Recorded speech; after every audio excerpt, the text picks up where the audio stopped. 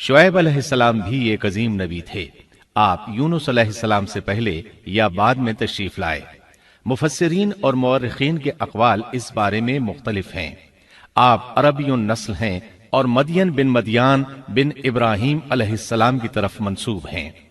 आप जिस शहर में मबूस हुए उसका नाम मदियन था, या फिर ये उस कबीले का नाम था जो उस बस्ती में आबाद था।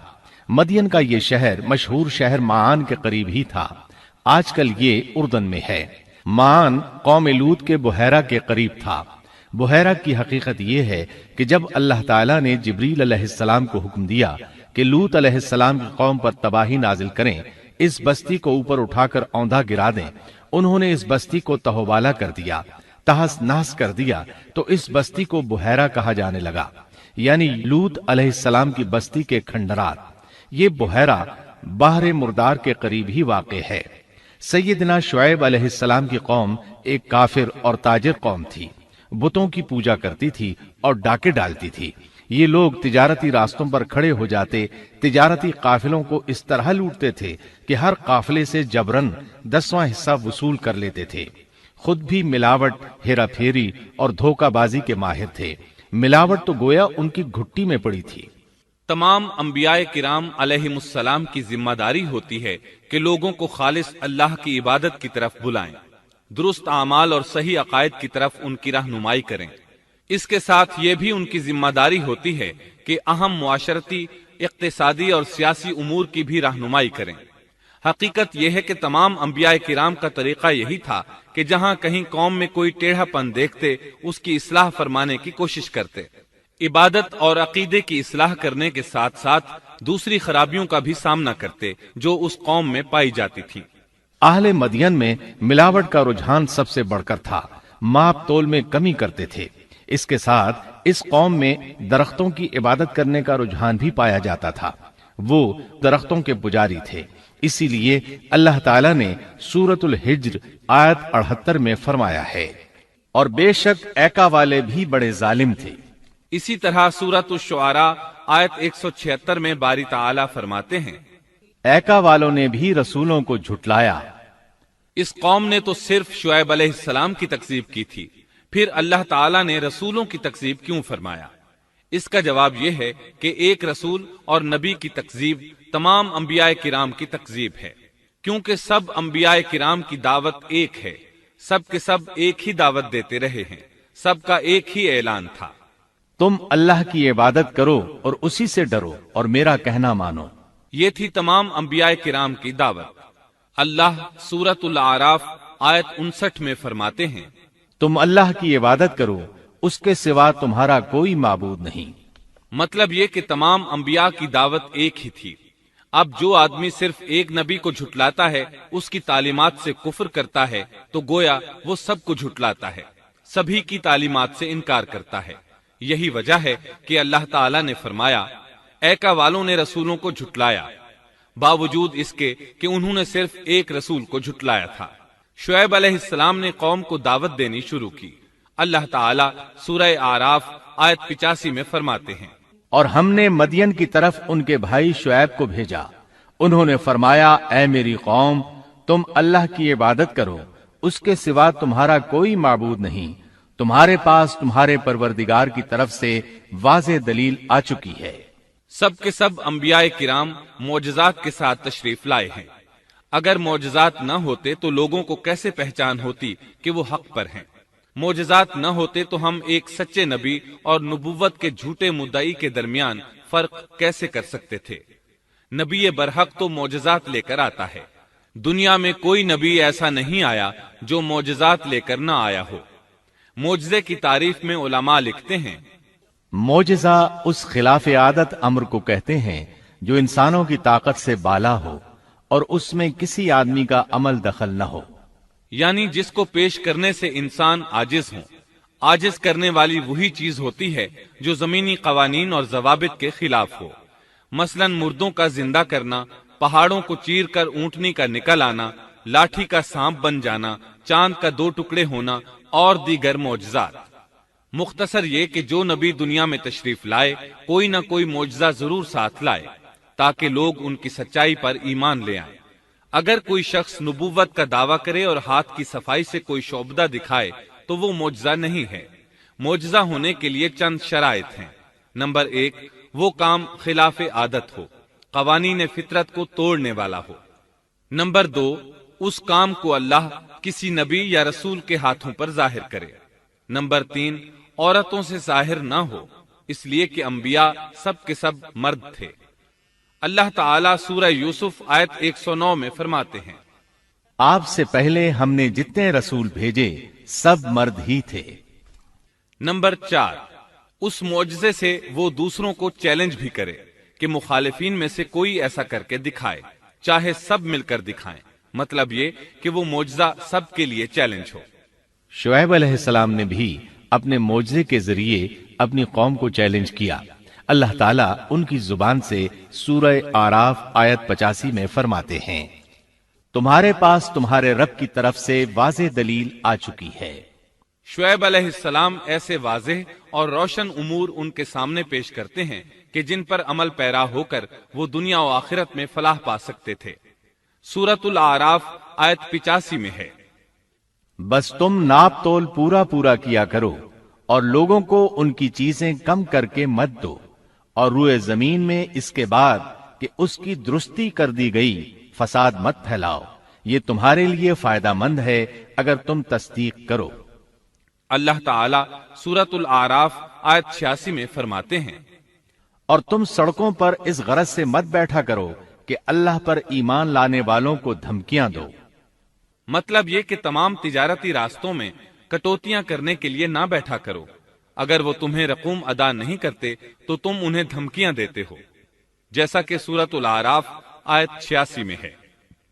اور تم سڑکوں پر اس غرض سے نہ بیٹھو کہ اللہ پر ایمان لانے والوں کو دھمکیاں دو اور اللہ کی راہ سے روکو اور اس میں کجی تلاش کرنے میں لگے رہو۔ اللہ تعالیٰ سورۃ الاعراف آیت 86 میں فرماتے ہیں، اور اس حالت کو یاد کرو جبکہ تم کم تھے، پھر اللہ نے تمہیں زیادہ کر دیا۔ ان کی تعداد بالکل تھوڑی سی تھی، اللہ نے بڑی تیزی سے ان کی تعداد میں اضافہ کر دیا، لیکن جب انہوں نے شعیب علیہ السلام کی بات کو نہ مانا تو ان کا انجام کیا ہوا؟ اللہ تعالیٰ سورۃ الاعراف آیت 86 میں فرماتے ہیں، اور دیکھو کیسا انجام ہوا فساد کرنے والوں کا۔ لوط علیہ السلام کی قوم چونکہ ان کے قریب ہی تھی، اس لیے ان کے انجام سے ڈرایا جا رہا ہے۔ قوم لوط کا واقعہ ان کے ہاں مشہور تھا۔ شعیب علیہ السلام کی دعوت کا تذکرہ سورہ ہود آیت 88 میں ہے کہ شعیب علیہ السلام نے اپنی قوم کو مخاطب کر کے فرمایا، میرا ارادہ تو اپنی طاقت بھر اصلاح کرنے ہی کا ہے۔ دائی حضرات پر صرف اپنی بساط کے مطابق پیغام پہنچا دینا ہوتا ہے۔ لوگوں کو ایمان لانے پر مجبور کرنا انبیاء اور دائی حضرات کے مشن میں شامل نہیں ہے۔ اللہ تعالیٰ سورۃ الغاشیہ آیت 22 میں فرماتے ہیں، آپ ان پر محاسب نہیں ہیں۔ مطلب یہ کہ آپ انہیں ایمان لانے اور راہ راست پر چلانے کے لیے مجبور نہیں کر سکتے۔ آپ کے ذمے یہی امر ہے کہ آپ ان کی اصلاح کرنے کی کوشش کریں۔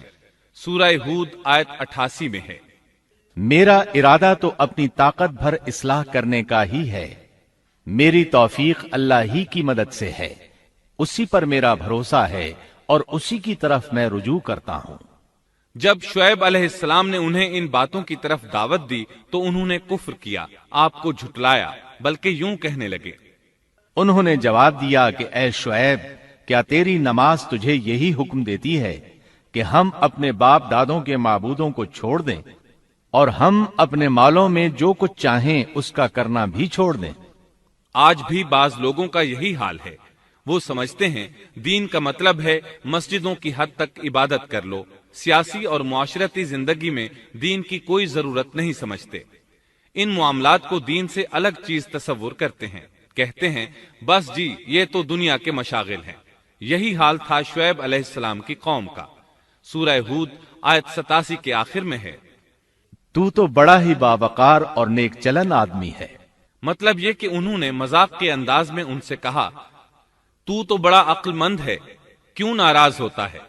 سیدنا ابن عباس رضی اللہ عنہما سے روایت ہے کہ وہ یہ بات ان سے مذاق کے انداز میں کہتے تھے، ان کی تعریف نہیں کرتے تھے۔ پھر شعیب علیہ السلام نے ان الفاظ میں سمجھایا، اور اے میری قوم، میرے خلاف ضد تمہارے لیے اس بات کا باعث نہ ہو جائے کہ تمہیں بھی ویسا ہی معاملہ پیش آ جائے جیسا قوم نوح یا قوم ہود یا قوم صالح کو پیش آ چکا ہے، اور قوم لوط تو تم سے کچھ دور نہیں۔ مطلب یہ تھا کہ قوم لوط تو تمہارے بالکل نزدیک تھی، ان پر آنے والے عذاب سے تو تم خود اچھی طرح خبردار ہو، جانتے ہو ان کے ساتھ کیا سلوک ہو چکا ہے۔ پھر آپ نے فرمایا، تم اپنے رب سے استغفار کرو اور اس کی طرف توجہ کرو، یقین مانو کہ میرا رب بڑی مہربانی والا اور بہت محبت کرنے والا ہے۔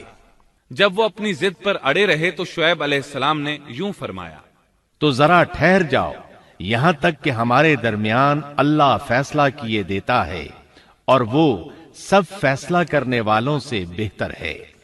پہلے تو عام واعظ و نصیحت فرمائی، جب قوم نہ سمجھی تو انہیں سابقہ ہلاک شدہ قوموں کی مثالیں دی، ڈرایا کہ کہیں تمہیں بھی ایسے ہی عذابوں سے دوچار نہ ہونا پڑے، لیکن انہوں نے کسی بات کا اثر نہ لیا، الٹا یوں کہنے لگے، تو ان میں سے ہے جن پر جادو کر دیا جاتا ہے، اور تو ہم ہی جیسا ایک انسان ہے، اور ہم تو تجھے جھوٹ بولنے والوں میں سے ہی خیال کرتے ہیں۔ اگر تو سچے لوگوں میں سے ہے تو ہم پر آسمان کا کوئی ٹکڑا گرا دے۔ مطلب یہ کہ آخرکار یہ لوگ پہلے لوگوں یعنی عاد اور سمود کے نقش قدم پر چلنے لگے، ان کے انبیاء انہیں حق کی طرف بلاتے رہے، وہ انکار کرتے رہے، آخر ان پر اللہ کے عذاب اترے۔ ایسے ہی یہ لوگ بھی شعیب علیہ السلام کو دھمکیاں دینے لگے، ان کے مقابلے پر اتر آئے۔ سورۃ الاعراف آیت 88 میں ہے کہ شعیب علیہ السلام کی قوم کے کافر سرداروں نے ان سے کہا، ان کی قوم کے متکبر سرداروں نے کہا، اے شعیب، ہم آپ کو اور جو آپ کے ہمراہ ایمان والے ہیں انہیں اپنی بستی سے نکال دیں گے، یا یہ کہ تم ہمارے مذہب میں پھر آ جاؤ۔ شعیب نے جواب دیا، کیا ہم تمہارے مذہب میں آ جائیں؟ گو ہم اس کو مکروہ ہی سمجھتے ہوں۔ قوم کے سردار تکبر کرتے ہوئے مزید کہنے لگے کہ اگر تو اپنی دعوت پر اڑا رہا تو ہم تجھے مدین سے نکال دیں گے۔ جواب میں شعیب علیہ السلام نے کہا، اگر عذاب سے بچنا ہے تو میری بات مان لو۔ انہوں نے نہ صرف آپ کی بات ماننے سے انکار کر دیا بلکہ ان کا مذاق بھی اڑانے لگے۔ اس کا ذکر سورہ ہود آیت 91 میں آیا ہے۔ انہوں نے کہا، اے شعیب، تیری اکثر باتیں تو ہماری سمجھ ہی میں نہیں آتی۔ شعیب علیہ السلام نے انہیں پھر سمجھایا تو وہ بولے، اے شعیب، تیری اکثر باتیں تو ہماری سمجھ ہی میں نہیں آتی، اور ہم تو تجھے اپنے اندر بہت کمزور پاتے ہیں۔ اگر تیرے قبیلے کا خیال نہ ہوتا تو ہم تجھے سنسار کر دیتے، اور ہم پر تمہارا دباؤ تو ہے ہی نہیں۔ اس پر آپ نے فرمایا، اے میری قوم کے لوگوں، کیا تمہارے نزدیک میرے قبیلے کے لوگ اللہ سے بھی زیادہ عزت والے ہیں؟ مطلب یہ کہ تم میری قوم قبیلے سے تو ڈرتے ہو لیکن اللہ تعالیٰ کا تمہیں کچھ بھی ڈر نہیں۔ اس موقع پر انہوں نے اپنی قوم کو یوں خبردار کیا، اے میری قوم، اب تم اپنی جگہ عمل کیے جاؤ، میں بھی عمل کر رہا ہوں۔ بہت جلد تمہیں معلوم ہو جائے گا کہ کس کے پاس وہ عذاب آتا ہے جو اسے رسوا کر دے، اور کون ہے جو جھوٹا ہے۔ تم بھی انتظار کرو، میں بھی تمہارے ساتھ انتظار کرتا ہوں۔ پھر آپ نے دعا فرمائی، اے اللہ، میرے اور میری قوم کے درمیان فیصلہ کر دے۔ ادھر قوم کے لوگ انہیں بستی سے نکالنے اور سنسار کرنے کی دھمکیاں دینے لگے۔ آپ کی دعا کے الفاظ سورہ اعراف آیت 89 میں آئے ہیں، اے ہمارے پروردگار، ہمارے اور ہماری قوم کے درمیان حق کے موافق فیصلہ کر دے، اور تو سب سے اچھا فیصلہ کرنے والا ہے۔ آخرکار فیصلے کی گھڑی آ پہنچی۔ اللہ تعالیٰ نے سیدنا شعیب علیہ السلام اور ان پر ایمان لانے والوں کو نجات عطا فرمائی، اور ان کی قوم پر عجیب و غریب عذاب نازل ہونا شروع ہوا، اور عذاب صرف ایک ہی قسم کا نہیں تھا، کئی نوعیتوں اور شکلوں میں آیا۔ اللہ سبحانہ و تعالی ہمیں اپنی قدرت کی نشانیاں دکھاتے ہیں کہ قوم عاد کس طرح تند و تیز ہواؤں سے تباہ کی گئی، جبکہ شعیب علیہ السلام کی قوم کو اس کے بالکل برعکس عذاب دیا گیا۔ اللہ تعالیٰ نے ہوا کو روک لیا، حالت ایسی ہو گئی کہ ہوا بالکل نہ چلی، گرمی اور حرارت تیز ہو گئی۔ پھر اللہ تعالیٰ نے بستی سے باہر ایک بادل بھیجا، اس کے نیچے سایہ تھا، بچے، بوڑھے، جوان اور عورتیں سبھی اس سائے میں جگہ پانے کے لیے بھاگے تاکہ گرمی سے بچ سکیں۔ آخر بادل کے نیچے پہنچ کر بیٹھ گئے۔ جو ہی سب وہاں پہنچ کر بیٹھے، ان کے نیچے کی زمین ہلنے لگی، ہچکولے کھانے لگی، یہاں تک کہ زلزلہ شروع ہو گیا، سب گھٹنوں کے بل گرتے چلے گئے۔ اسی وقت جبریل علیہ السلام تشریف لائے اور ایسی زوردار چیخ ماری کہ اس چیخ کی شدت کی تاب نہ لاتے ہوئے سب کے سب وہیں ڈھیر ہو گئے۔ اللہ تعالیٰ سورۃ الشعراء آیت 189 میں فرماتے ہیں، پس انہیں سائبان والے دن کے عذاب نے پکڑ لیا۔ جب انہوں نے سائے اور ہوا کو گم پایا تو بادل کو دیکھتے ہی اس کے سائے کی طرف لپکے، لیکن اس میں تو عذاب تھا، اور انہوں نے یہی تو کہا تھا، اگر تم سچے لوگوں میں سے ہو تو ہم پر آسمان کا کوئی ٹکڑا گرا دو۔